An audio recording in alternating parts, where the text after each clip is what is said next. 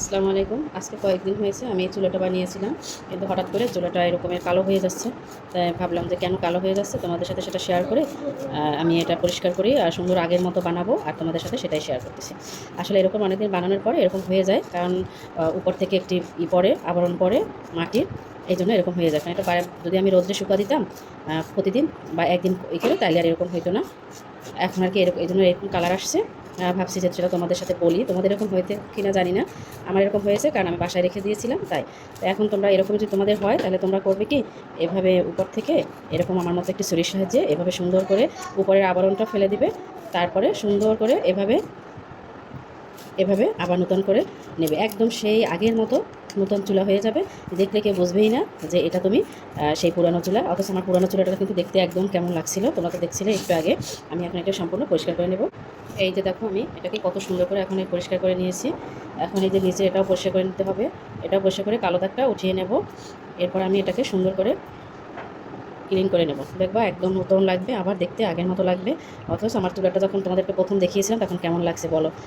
এরকম যদি তোমাদের হয় মাঝে মাঝে, তাইলে তোমরা এভাবে আমার মতো করে এভাবে ক্লিন করে নিবে, আর দেখতেও ভালো লাগবে। আর এমনিতে তো রান্না করলে প্রতিদিনই আমাদের এরকমের সুন্দর করে লিপে নিতে হয়, না হয় কিন্তু দেখতে ভালো লাগে না আর রান্না করতেও মন চায় না।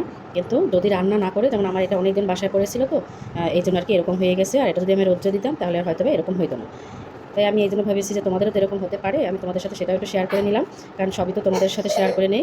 আর আমার ইউটিউব চ্যানেলে তোমরা সবসময় আমার সাথে থাকবে, আমার লং ভিডিওগুলো দেখবে আশা করি।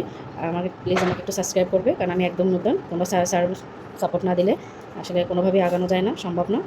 এই হয়েছে আজকে আমার সেই চুলাটা কীরকম করেছি দেখো। তোমরা অবশ্যই জানাবে, ভালো মন্দ দুইটাই আমাকে করবে। আর নতুন যদি কোনো কিছু বানিয়ে দেখাতে হয় সেটাও বলবে, আমি তোমাদেরকে সেটা বানিয়ে দেখাবো। এই হয়েছে আজকে আমার সেই চুলাটা। কেমন হয়েছে বলো, তখন দেখতে কেমন লাগেছিল আর এখন আমার চুলাটা দেখতে কেমন হয়েছে। এই যে আমার কাজ কমপ্লিট।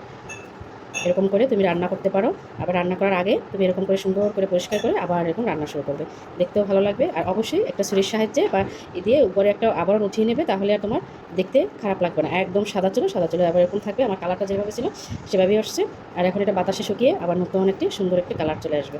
আশা করি তোমাদের আমি বোঝাতে পেরেছি। তোমাদের এরকম হলে অবশ্যই তোমরা আমার মতো এভাবে করবে, নতুন চুলার মতো আবার দেখতে হবে। কেমন হয়েছে আমার চুলাটা। আল্লাহ হাফিজ।